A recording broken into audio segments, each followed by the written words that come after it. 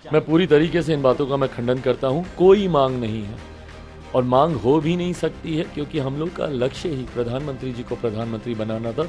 उसके लिए हर एक घटक दल ने अपनी एक ईमानदार भूमिका निभाने का काम किया। 9 तारीख को शपथ होगा शाम को। मुझे खैर समय की जानकारी नहीं है कब होगा शपथ, बट हाँ, तीसरी बार मेरे प्रधानमंत्री जी देश के प्रधानमंत्री बनने जा रहे हैं। कल एनडीए के तमाम लीडर्स की हम लोग की बैठक थी और एक स्वर में, देखिए ये बात सत्य है, इस बात को कोई नहीं नकार सकता कि एनडीए की ये जीत प्रधानमंत्री जी के नेतृत्व की ही जीत है। उनकी वजह से ही एनडीए को इतना प्रचंड बहुमत मिला है।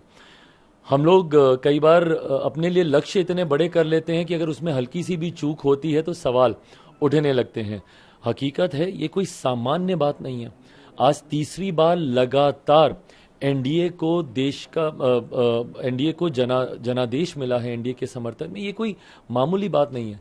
इतिहास अगर मैं ठीक से मैं जानता हूं तो शायद दूसरी बार ही ऐसा हुआ है इन 7 दशकों में कि किसी एक प्रधानमंत्री को, किसी एक गठबंधन को लगातार तीसरी बार सरकार बनाने का मौका मिले। तो अपने में ये बहुत बड़ी उपलब्धि है और इस उपलब्धि का श्रेय मेरे प्रधानमंत्री जी के नेतृत्व को ही जाता है। और कल एनडीए की बैठक में एक स्वर में बिना किसी शर्त के तमाम एनडीए के घटक दलों ने पुनः तीसरी बार, महज ये एक औपचारिकता थी बट उसको भी हम लोगों ने पूरा किया और उनके नेतृत्व को पुनः हम लोगों ने स्वीकारा है। और बहुत जल्द मेरे प्रधानमंत्री जी तीसरी बार देश के प्रधानमंत्री पद की शपथ लेंगे।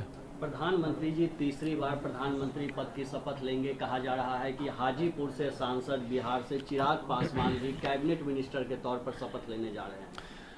आप सब मेरा समर्पण मेरे प्रधानमंत्री जी के प्रति जानते हैं। जीवन के कठिन दौर में था, चुनाव प्रचार में था, किसी भी भूमिका में था, मेरा लक्ष्य स्पष्ट था।